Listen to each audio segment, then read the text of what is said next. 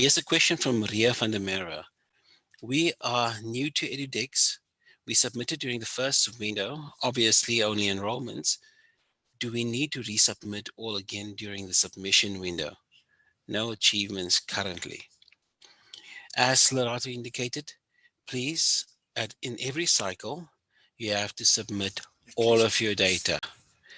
Yeah, at least once in every cycle. And the cycle is 6 months. And so there are 2 6-month periods within the year cycle. It's from 16 December until 15 June, and then from 16 June until 15 December. Those are the 2 periods for the 2 cycles. You must submit all of your data, all of it, at least once within that cycle. So at least twice a year. I hope you are happy there, Ria. Even if there are no changes whatsoever, the system, as Lerato explained earlier, the system will simply tell us no updates.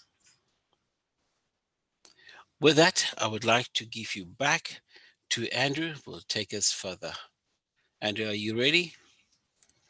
Andrew is my co-pilot today. He has lots of mileage flying, and you are in safe hands. Take us home. Thank you, Mike. We should be a DJ when you're done with this.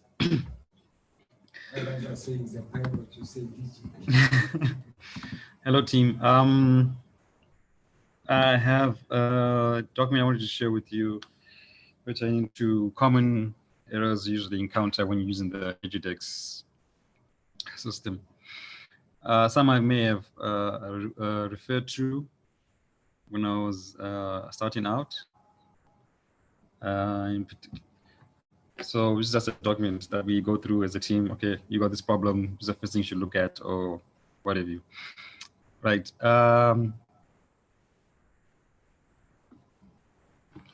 First one, I think you also the mistake I did. I didn't put the license key, and when I put in the update, the system didn't start up. That's the first thing. So here we talk about where we need to put our HEQCIS update. No additional numbers. It should be named as such. And if you've got no rights to rename files on your own machine, please talk to your IT person to give you rights to at least be administrator on your own machine, so able to do that.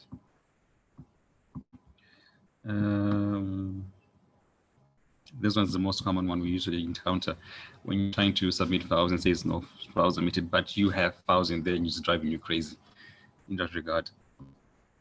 I was trying to just be careful in selecting the particular folder that you have your files in. Like I said, you need to double click the submission in. That's where HEQCIS will look for the files, nowhere else. If you put them in documents, we won't find them in documents. You need to specify the one that HEQCIS will look into. Then naming convention of the files.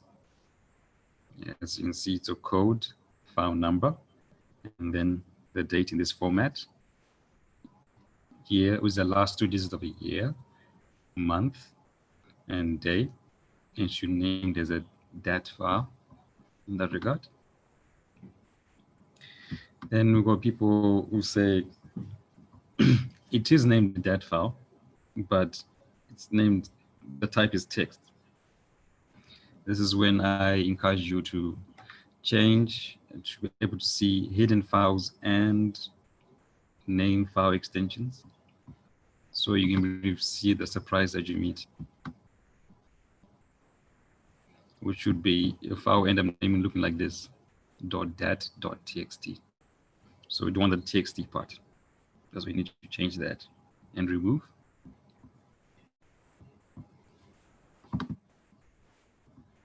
And then the issues that we encounter.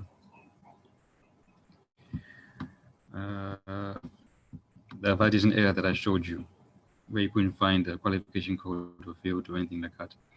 This is when you just need to request for an extract to be brought in. Because the Excel sheet will take care of most of your issues of file type, qualification type, ID type, and such and such. But when it comes to qualification here, you probably need an extract. That's different from the update. The update is from SAQA. The extract is from HEQCIS. As Lato said, your first point of call for everything is always HEQCIS. Then this one's a slight taking or more technical than the others, if I may say that. When we're trying to submit your information now, there's the two most common screens we usually encounter, where there's no registration between your machine and the receiving server that you need to get to, or it takes forever to get there. As I opened up earlier today, that we do know that kind of is an issue that the software people are working on the latency on the server itself. And that's what we resorted to. But the other ones mainly pertain to between you and the box itself. So if you have IT support, we encourage you that IT support checks whether your port 22 is open, and that you can contact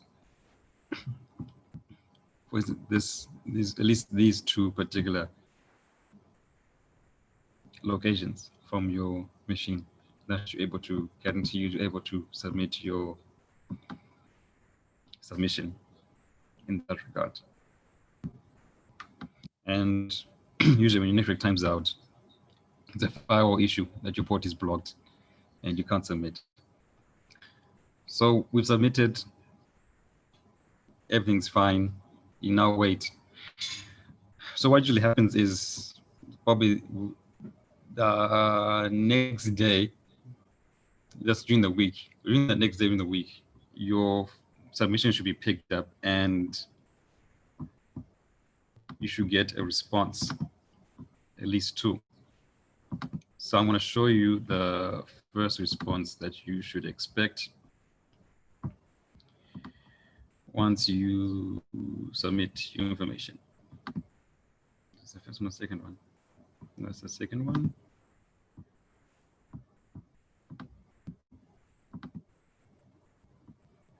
Let's extract.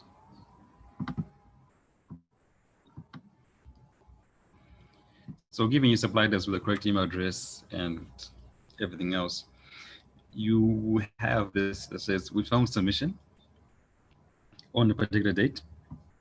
That date you put in, that's the same as the file in the file name, and it's about to be loaded in the CHE system. That's where we found your submission. That's the first email. Then the second email you're going to receive, depending if everything is working fantastic, is this one, where it says everything was loaded fine and it's complete, and then it has a log file that it sends to you, showing you what a report of what was submitted, how much data was in, and things like that. In other cases, majority of the cases, the second one you receive is a log file with the errors that you need to correct in the file.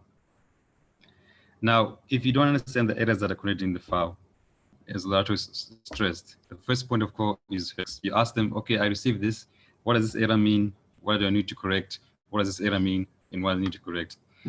And they'll guide you through the process of what you need to correct for the file, and you prepare another submission, and then you can submit it, and then it'll be taken in. And that's the latest submission is the one we take. Okay, it's the latest submission that is clean and fine, and it's the one you submit, and everything will be fine there.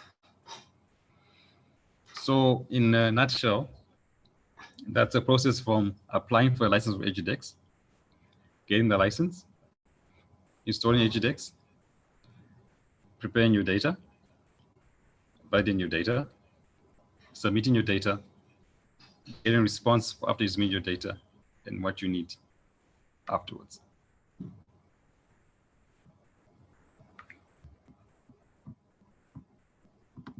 I don't know if there are any other questions that are coming up in that regard.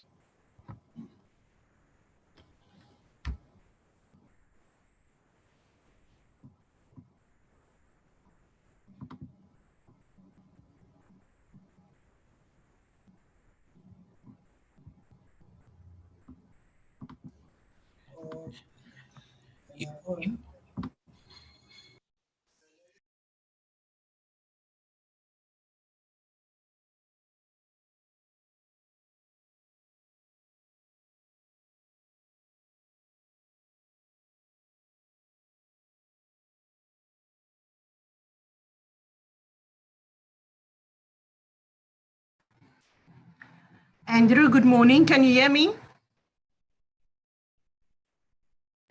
Morning. We can hear you. Hi, good morning. Hi, it's Nadima speaking. I posted my questions on the chat, and I'm not too sure if I should repeat it. I'm not sure if you read the question. Sorry, I was busy presenting. I may have not checked the chat. Let me just check the chat for you, please. Okay, no, we can do it afterwards. It's fine. It's not even relating to... Understood.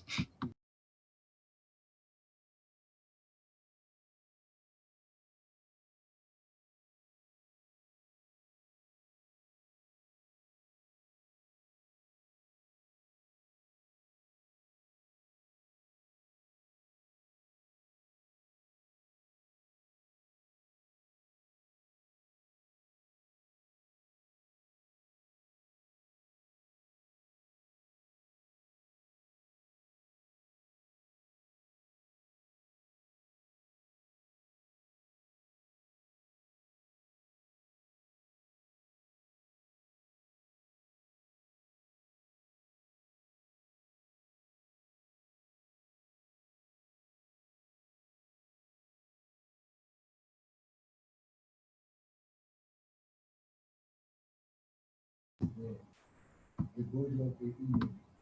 It's more than the one you see. And all the rejected one. I don't know if you guys can see my screen right now. We just found, first of all, apologies to Vanessa. An example of if your data is not, it's got some issues that need to be clarified. It will still look something like this, as I can see. It states a reason. That was an enrollment, date of enrollment, which then you ask the guys here at HEQCIS, what do I need to do to correct that, anything else? So it comes attached with the emails that you need to, that you can use to reply to and get your information corrected in that regard. Is that correct, Laura?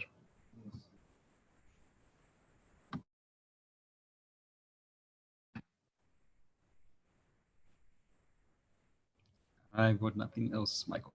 Are there any other issues or things to put into? What does the chat say?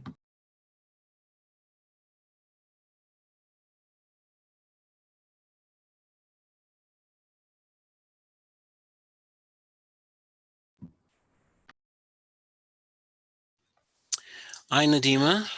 I cannot see the questions that you are talking about in the chat function. Could you please ask them?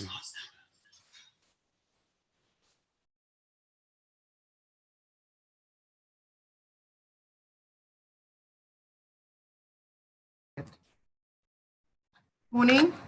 Andrew, my one question was, we are starting with a new qualification in January, and I'm also fairly new to this. So I just need to know, do I need to do a new template for the new qualification, or do I just go on with the existing B.Ed qualification that we have?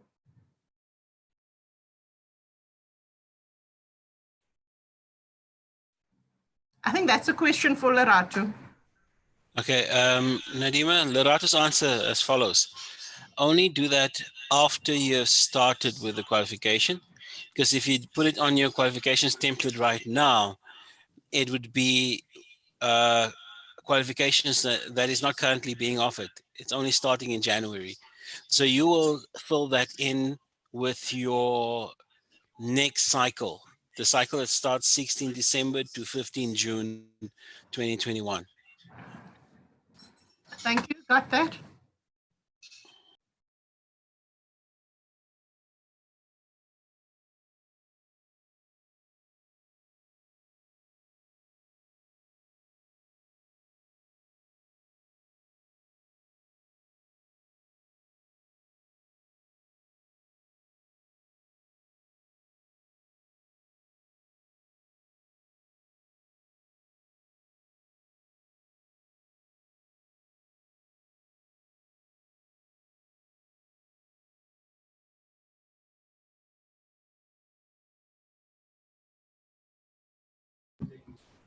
So we've got a question that says, I would like to know how long does it take from submitting from HEQCIS for a student's name or status of qualification to appear or be updated on NLRD. It's quite a process.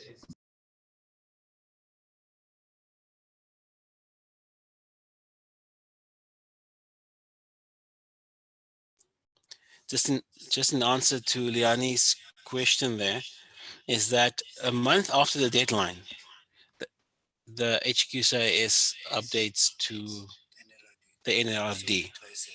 So the NLRD also updates to the, the HEQCIS updates to the NLRD also twice a year. But it can be done more frequently as the Act also has changed. And we will definitely look into those timelines as well.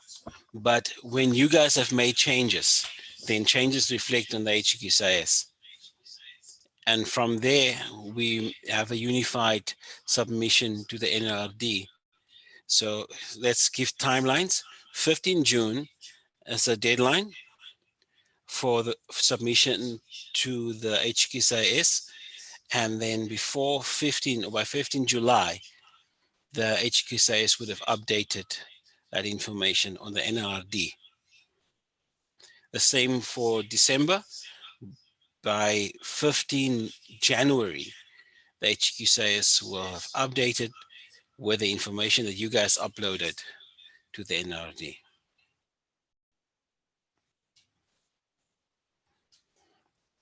Does that satisfy the question? Next question. I have not received an email from the HEQCIS regarding my data submission results. Does this mean it has not been received? That's the interesting one, Lerato. Could you take it there? Sorry, when did you submit? When did you submit, Lian? Sorry.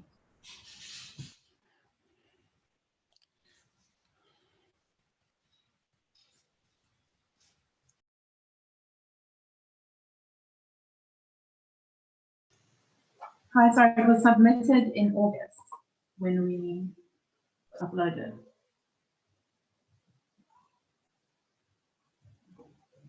Hello, can you hear me?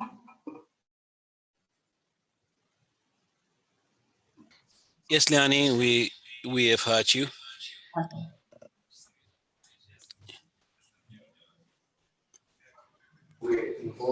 Hello, sorry. They will look into the submission. Okay. Who is the next person? This is Liani again. I just want a follow-up question with regards to the load from HEQCIS to the NLRD. So if we have submitted a student and the data report that we get back shows that the HEQCIS submission was done successfully for that student, but in about 2 or 3 months' time, so after HEQCIS would have transferred to NLRD, that student contacts the NLRD and they say that they cannot find their record. Who can I refer that student to? Thank you.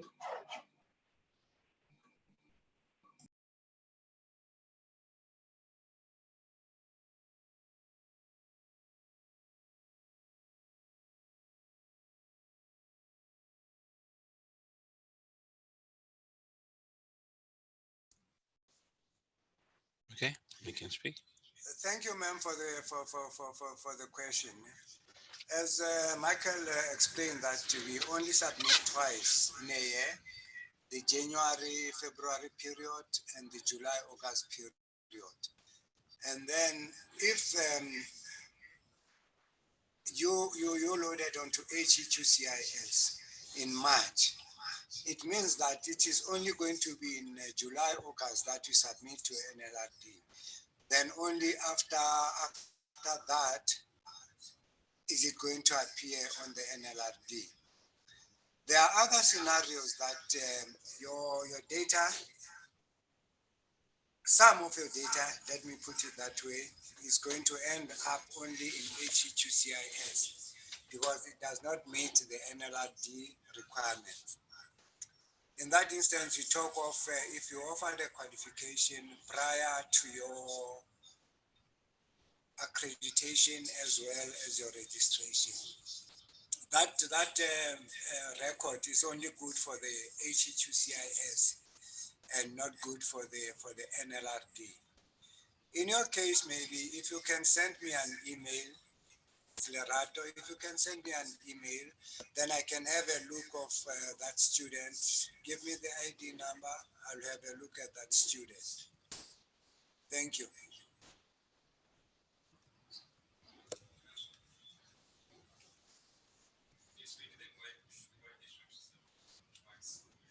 Okay. Also remember, ladies and gentlemen, that the minimum requirement is that at least you submit twice a year. In the first cycle once, minimum. In the second cycle once, it's also a minimum. But we can't penalize you if you want to submit 20 times, 30 times, 50 times. The minimum is once. That is how the NLRD is structured, and they need us to do that too.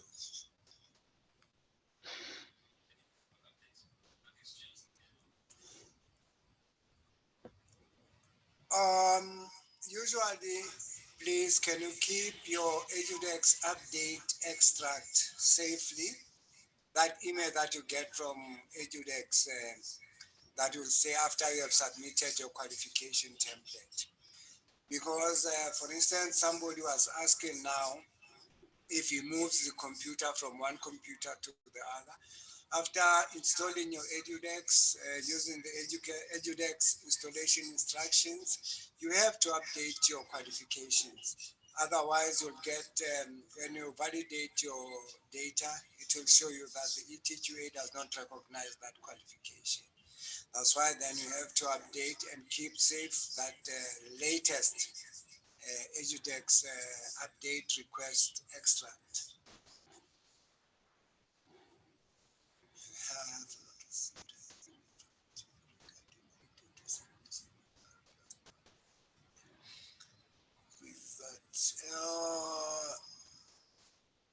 Miss or Mrs. Van Beek,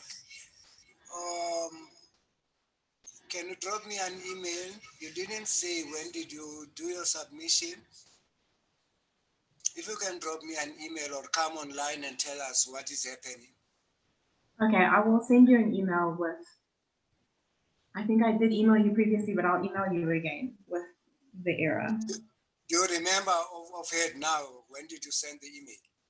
It would have been in August when we tried to do the submission. Just I had an issue uploading it, and then I never received any feedback after that with this email from the HEQCIS regarding the errors.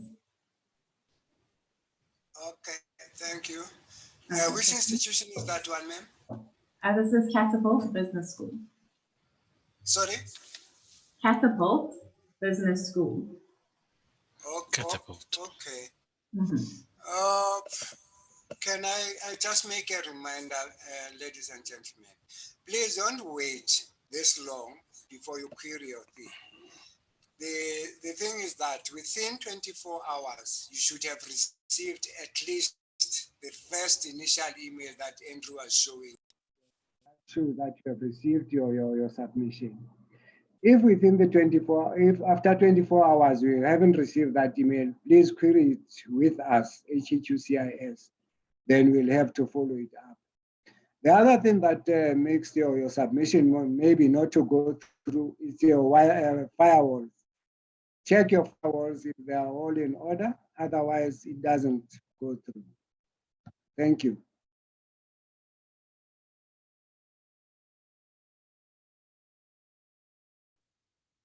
Okay. Catapult. Yeah. Catapult.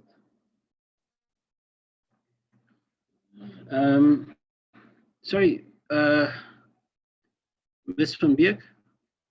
Is it Miss or Mrs.? What? I only have your initial and surname here. Can you just type the name of your institution for follow-up, please? I'm sure, just in the chat. Yeah, thank you. Thanks.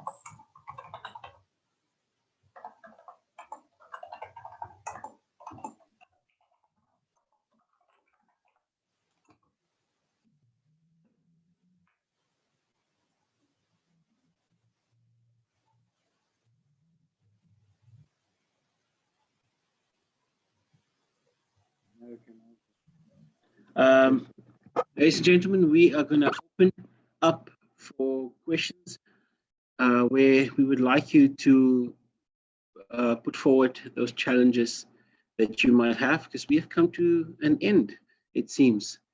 Andrew has sufficiently taken us through the process. This is just a matter of updates and submission.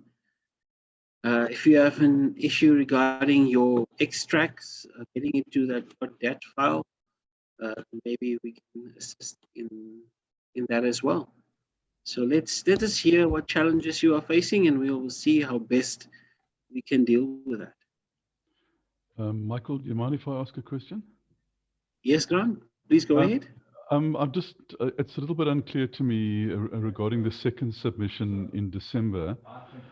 So we typically only run one intake a year. So in February, we would, we'd have all the students taken on board, and we would update your database with the results from the previous year at the same time. So we'd take on all the new students and put through all the results for the November examination period. But we don't have any intakes after that. So what do I submit in December?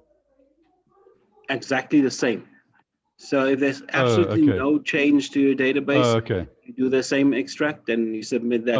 What we will get is that we will get a notification that no changes has been made.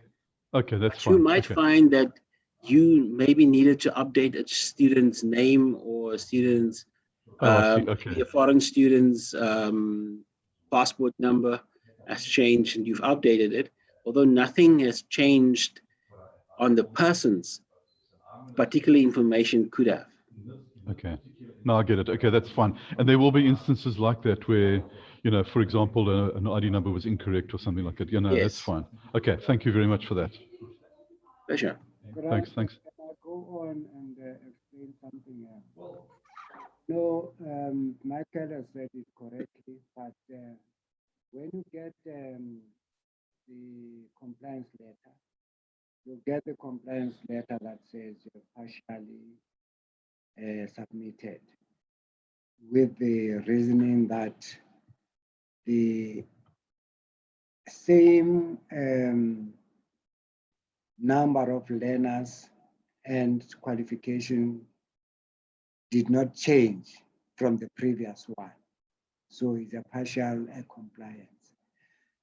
I always advise providers to submit maybe in the first cycle the achievements of the previous year.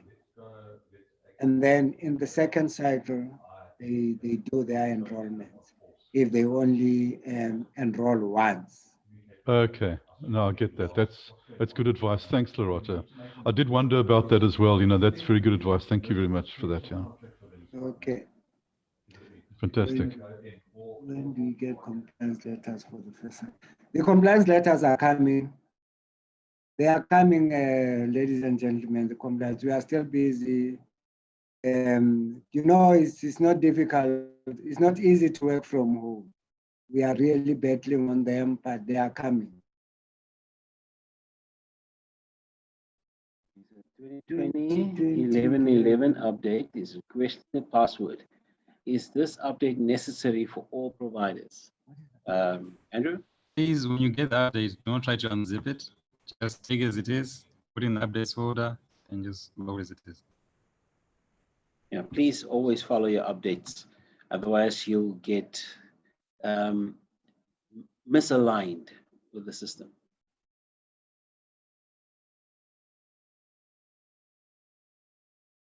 Then, yes, very important. Just wanna highlight what Andrew answered here. Please do not unzip that update. Put it into the updates folder as is. You might feel a tendency or a need to unzip it, but it's not necessary. The system expects the update to be a zipped file. Please, the EduText update expects a zipped file, so do not unzip it. Any other questions?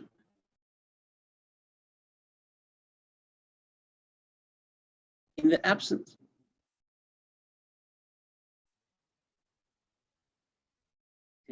We submitted our qualifications template in the beginning of October.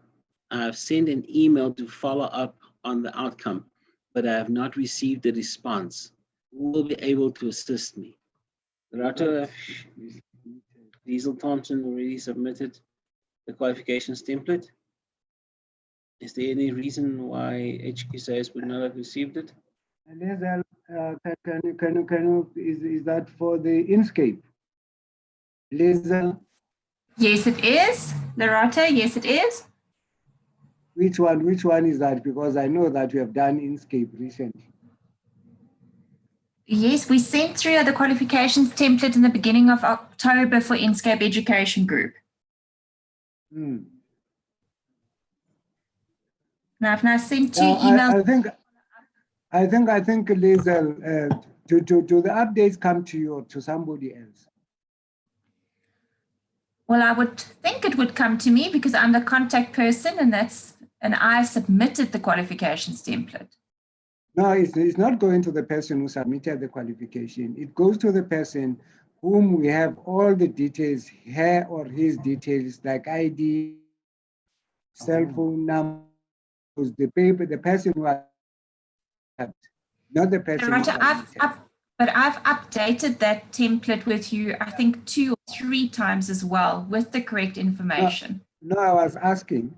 I was just also explaining that it does not come to the person who submitted. I understand if you submit it. If it's you, whom the update should come to. But we are going to check because I know that recently there has been a lot on the scale. We have done it. I'm aware of that. Yeah, Diesel. Okay, thank you. Diesel. Yes. Yeah, when we sent out these invitations, we actually picked up some issues with the email addresses, which we've updated. So we'll check where there might have been a comma or instead of a full stop, just to make sure that it has gone through to the right email address. Okay, thank you.